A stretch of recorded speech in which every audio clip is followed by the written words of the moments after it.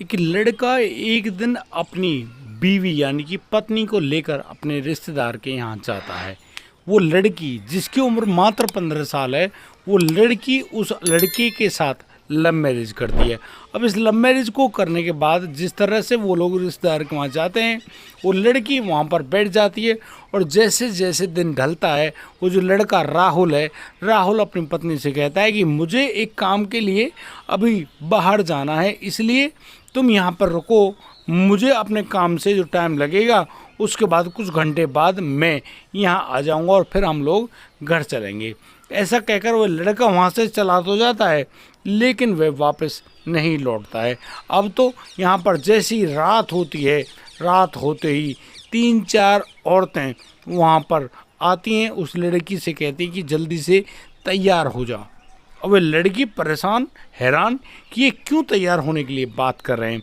दोस्तों, वो जो महिलाएं हैं उससे ज़बरदस्ती उसके कपड़े बदलवाती हैं, उसके होठों पर लाली लगाती हैं और उससे कहती हैं कि तुम्हारा ग्राहक आने वाला है और तुम अपने ग्राहक को खुश ज़रूर करना। और वो लड़की इस पूरे हालात को देखकर ऐसे चौंक पड़ी जैसे उसके पैरों तले ज़मीन खिसक गई हो। अब तो वो महिलाएं उसको बताती हैं कि यह किसी रिश्तेदार का घर नहीं, ये तो एक कोठा है और कोठे पर तेरा जो पति है, तेरा जो लवर है, मात्र 1 लाख रुपए में तुझे यहाँ पर बेच कर चला गया है। अब जैसे वो लड़की इस पूरी बात को, पूरे हालात को सुनती है, उसके तो मानो दुनिया ही लुट गई हो। बड़ी ही दुखी रोती है, चीखती है, चिल्लाती है, लेकिन वो महिलाएं अब तो उसके कपड़े भी बदलती हैं, उसको तैयार भी करती हैं और फिर कुछ ही समय में एक ग्राहक के सामने पेश कर देती हैं। और फिर उसके साथ होता है वही काम जो कि अक्सर कोठों पर हुआ करता है। दोस्तों, आखिर कौन था वह लड़का जिसने उस लड़की को वहाँ कोठे पर 1 लाख रुपए में बेच दिया? क्या वह लड़की बच पाएगी या नहीं, इस पूरे मामले में हम जानेंगे, इसलिए इस कहानी को अंत तक जरूर देखिएगा। नमस्कार, आदाब, सत श्री अकाल दोस्तों, स्वागत है आपका हमारे यूट्यूब चैनल किस्से क्राइम के। और दोस्तों, मैं उम्मीद करता हूँ आप सब लोग बढ़िया होंगे, बेहतर होंगे, अपना और अपने परिवार का बखूबी ख्याल रख रहे होंगे। दोस्तों, आज का बेहद ही हैरान करने वाला मामला सामने आया है बेगूसराय, उत्तर प्रदेश में। दोस्तों, बेगूसराय ज़िले के अंतर्गत आने वाला ये जो बखरी थाना क्षेत्र, यहाँ पर एक बड़ा ही छोटा सा प्रसिद्ध एरिया है। दोस्तों, इस जगह पर मतलब कि कुछ ऐसे घर बने हुए हैं जहाँ पर इसी प्रकार का काम किया जाता है। दोस्तों, यहाँ पर अक्सर पुलिस की रेड भी पड़ा करती है और यहाँ उन कोठों में और पुलिस के बीच में जो मध्यस्थता निभाता है, उस लड़के का नाम होता है संजीव। संजीव प्रजापति नाम का ये लड़का अक्सर पुलिस के थानों में और उन कोठों पर अक्सर आया जाया करता है। एक दिन की बात जब है संजीव उस कोठे में आता है तो उसको मालूम चलता है कि पिंटू कलीपा के कोठे पर एक नई लड़की आई है। लड़की की उम्र मात्र 15 साल। अब तो उस संजीव के मुंह में पानी आ जाता है और वो भी भागा भागा पिंटू खलीफा के कोठे पर पहुंच जाता है। वहां जाने के बाद वह पिंटू से कहता है, अरे वाह, सुना है तुमने तो बहुत बड़ा छापा मारा है, कौन है वो लड़की जिसके बारे में मैंने सुनी है बहुत सारी बातें। अब तो पिंटू खलीफा एक महिला को इशारा करता है और फिर तो वह महिला उस लड़के संजीव को उस लड़की के उस कमरे में लेकर जाता है जहाँ पर वो लड़की नेहा सुबक सुबक कर रो रही होती है। अब तो संजीव उस लड़की से पूछता है, अरे तुमको तो ये काम बड़ी खुशी से करना चाहिए भाई, तुम तो अपनी मर्जी से ही तो यहाँ आई हो, लेकिन तुम रो क्यों रही हो? अब तो वह लड़की उठ खड़ी होती है और संजीव के पैरों में पड़ जाती है। 21-22 साल का लड़का उस लड़की के द्वारा जो हो रही बातें हैं, जो क्रियाकलाप है, उनको देखकर बड़ा ही हैरान रहता है। अब तो वह जो संजीव है वह कहता है कि वह यहाँ पर हाथ पैर पजवाने नहीं आया, वो तो अपनी काम करने आया है, तुम उसको मना मत करो, उसको वो सब काम करने दो। अब तो वह लड़की रोती है, बिलखती है, उस लड़के से बार बार हाथ जोड़ती है, कहती है कि उसको माफ़ कर दो। दरअसल उसका जो पति है वो तो उसको यहाँ पर 1 लाख रुपए में बेच कर चला गया है। अब जैसे संजीव इस बात को सुनता है, समझता है उस लड़की के साथ वो कुछ करता तो है नहीं, लेकिन सुनता है, समझता है कि आखिर ये लड़की क्या कहना चाहती है। उस लड़की ने आप बीती पूरी बात बताई, कहाँ की वो रहने वाली है, कैसे कैसे वो लड़का उसको स्कूल में मिला। स्कूल में जब वह 10वीं क्लास में होती है उसी समय उस लड़की को उस लड़के राहुल से मोहब्बत हो जाती है, और बस उस मोहब्बत के चलते वो जब घर में बातचीत करते हैं कि भाई उनको शादी करनी है, शादी करवा दो, वो सब लोग मना करते हैं कि भाई नहीं, अभी तो वो लड़की जिसकी उम्र ही मात्र 15 साल है उसकी शादी कैसे करा दें, और फिर वो दूसरी बिरादरी का लड़का राहुल उससे शादी कैसे करा देंगे। अब यहाँ पर जो वो लड़की है वो लड़की उस लड़के के प्यार में इतनी पागल हो चुकी होती है कि एक दिन वो लड़की और लड़का दोनों घर से भाग जाते हैं, और फिर एक मंदिर में जाने के बाद ये लोग लव मैरिज कर लेते हैं, यानी कि प्रेम विवाह। अब तो वह जो लड़की है उस लड़के के साथ रहना शुरू कर देती है। वो लोग कुछ चंद पैसों को लेकर भागे थे, वो लड़की कुछ चीज़ों को भी लेकर भागी थी जो सोने चांदी की होती हैं। अब धीरे धीरे वो जो लड़का राहुल है उन सब चीज़ों को बेच कर खा चुका होता है, यानी कि जो पैसे उनके पास होते हैं उन सबको बट्टे खाते लगा दिया। अब उनके पास फूटी कौड़ी नहीं बचती। वो लड़का बड़ा ही दुखी परेशान सा होता हुआ उस लड़की से कहता है कि अब पैसे नहीं बचे तो हम क्या करें। और इस पूरी प्रक्रिया को होते होते अभी मात्र 1 महीना सा गुजरा है। अचानक वह जो राहुल है उस लड़की को अपने रिश्तेदार के घर पर लेकर आने की जुगत में जुट जाता है, और वो अपने रिश्तेदार के घर लेकर भी जाता है। वहाँ जाने के बाद वो उस लड़की को उस कमरे में बिठा देता है और कहता है कि वो अभी चंद घंटों में वापस आएगा और फिर उसको लेकर जाएगा, क्योंकि वह यहाँ पर काम की तलाश में आया है। लेकिन वो जो लड़का है उस लड़की को वहाँ उस कमरे में बिठा कर तो चला जाता है, लेकिन शाम को वो कुछ महिलाएं आती हैं और उससे ज़बरदस्ती वही काम कराते हैं, गंदा काम कराते हैं। अब इस पूरे हालात को जैसे संजीव जानता है, संजीव उस लड़की से कहकर जाता है कि देखो तुम अपनी तबीयत खराब होने की पूरी बात करना, यहाँ पर किसी के साथ और कोई काम मत करना, वो बहुत जल्दी यहाँ पर पुलिस लेकर आएगा, लेकिन तुम किसी से कोई भी बात मत कहना वरना तुम्हारी जान जानी पक्की है। क्योंकि वह संजीव हर बात को जानता है कि यहाँ पर अक्सर क्या होता है।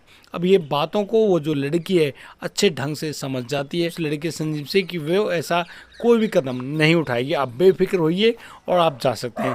अब तो जो संजीव है, संजीव जाता है पुलिस थाने में जो वहाँ पर SHO दरोगा हैं जिनका नाम शिल्पी यादव है, उनके पास जाने के बाद उनसे कहता है कि देखो आज यहाँ पर एक नई बात आई है। अब वो जो लड़का संजीव है शिल्पी यादव को बड़ी ही तसल्ली से सारी बात समझाता है। अब एक लड़की के दर्द को एक लड़की बखूबी समझ सकती है। वो लड़की जो शिल्पी यादव दरोगा हैं उनको बहुत ही तेज गुस्सा आता है, और वो अब संजीव से कहती हैं कि देखो संजीव, अब तुमको उसके साथ चलना होगा और तुमको उस पिंटू खलीफा के जहाँ पर वो लड़की मौजूद है उसके बारे में सारी बात बतानी होगी। अब तो यहाँ पर पुलिस की टीम गठित होती है। पुलिस जो 2-3 गाड़ी लेकर संजीव को अपने साथ बिठाकर सीधा उस बकरी थाना क्षेत्र के गांव के अंतर्गत जहां पर ये जो काम होता है, ये जो रेड लाइट एरिया है, यहाँ पर पहुंचती है। अब पुलिस का जैसे ही छापा पड़ा भैया अफरी तो मची जाती है। संजीव अब पुलिस इंस्पेक्टर यानी कि शिल्पी यादव को सीधा लेकर जाता है उस पिंटू खलीफा के कोठे पर, और वहाँ जाने के बाद उस महिला को सारे अपने पास बुलाता है और उनसे कहता है कि वो जो नई लड़की आई है वो किस कमरे में। अब तो महिला भी डरती हुई बताती है कि जो लास्ट वाला कमरा है उस कमरे में वो लड़की मौजूद है। दोस्तों अब तो जो शिल्पी यादव हैं वो संजीव के साथ उस कमरे में पहुंचते हैं और वहां जाकर वो देखते हैं कि वो जो लड़की है जिसके हाथ पैरों को मजबूत रस्से से बांध रखा है और ज़मीन पर पटक रखा है, और तो और उस पर कई थप्पड़ों के मतलब उसके चेहरे पर निशान पड़े हुए हैं, जैसे कि उसको बहुत ज़बरदस्त तरीके से पीटा गया हो। अब इस बात को जो शिल्पी यादव देखती हैं, उसके हाथ पैरों को खोलती हैं, उस लड़की से कहती हैं कि देखो अब हम तुम्हारी मदद करने के लिए यहाँ आ गए हैं, इसलिए तुम अब बिल्कुल भी परेशान मत होना और हमारी मदद करना।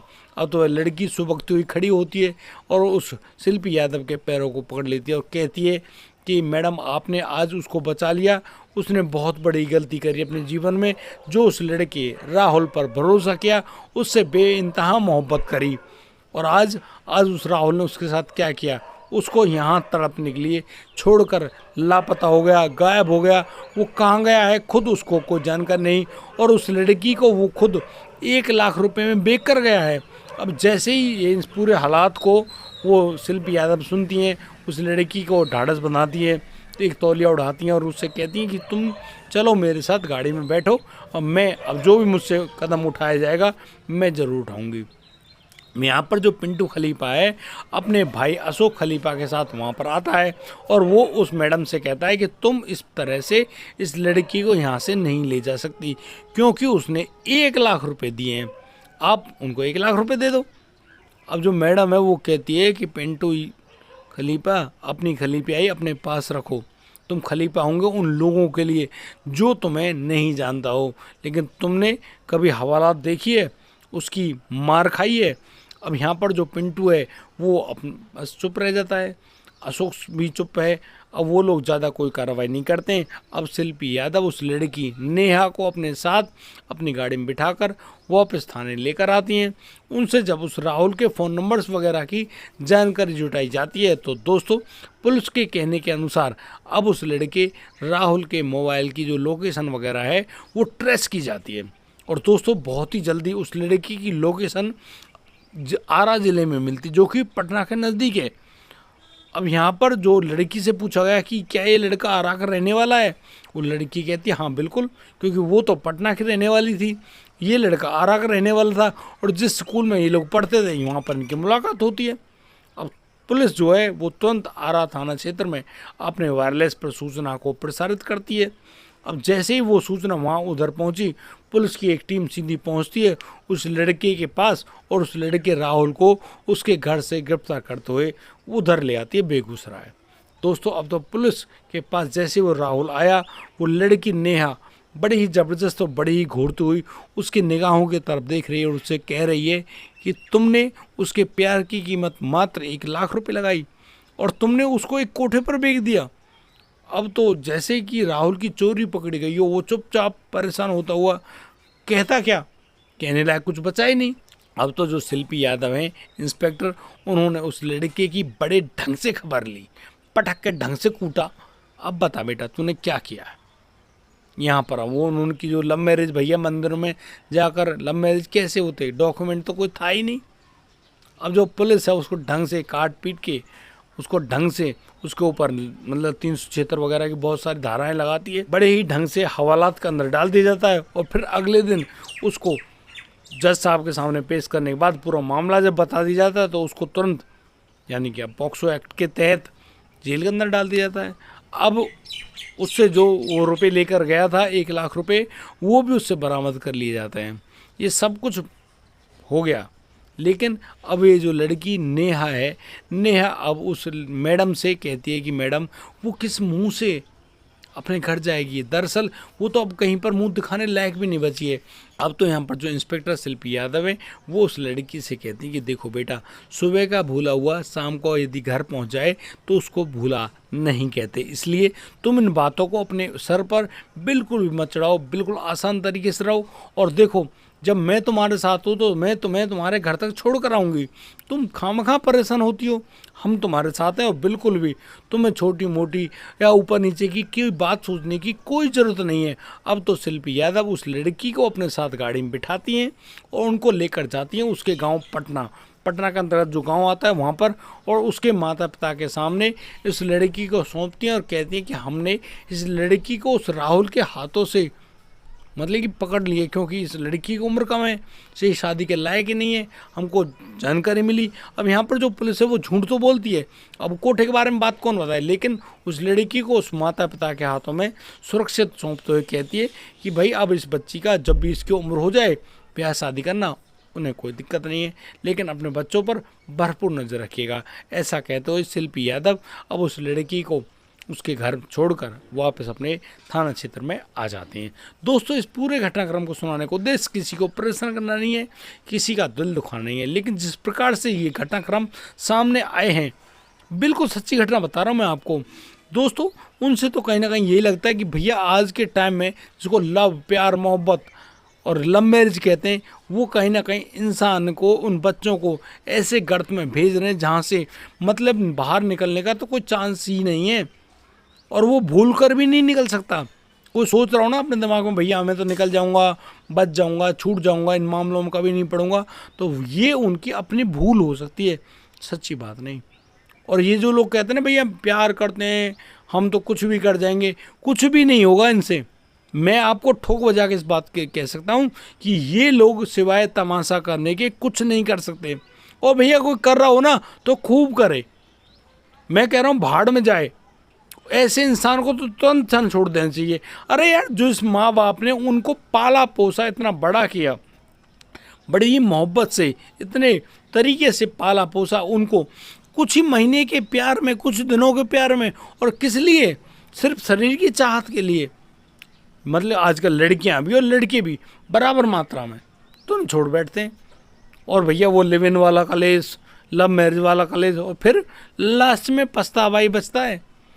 और मैं तो कहता हूँ भैया, ये लव मैरिज वाले जितने भी उड़ते परिंदे हैं ना भाई, इनसे तो मैं यही बात कह रहा हूँ, वो उनके पास जीवन में सिवाय पछताने की कोई और बात है ही नहीं, और ना ही कभी हो सकती है। इसलिए मेरी बात पर थोड़ा ज्ञान दें, थोड़ा ध्यान दें, समझें, और समझते हुए अपने आप को सुरक्षित रखें। दोस्तों, आज के लिए सिर्फ इतना ही। और आपको यदि मेरी कोई भी बात अच्छी लगी हो, या फिर आप कुछ भी इस मामले में कहना चाहते हैं, हमको एक प्यारा सा कमेंट लिखकर अवश्य दें। और दोस्तों, आज के लिए सिर्फ इतना ही। अब दीजिए मुझे इजाज़त, मिलता हूँ कल, लाता हूँ एक और अनोखा मामला। तब तक के लिए आप बढ़िया रहें, बेहतरीन रहें, अपना और अपने परिवार का बखूबी ख्याल रखते रहें। जय हिंद, जय भारत।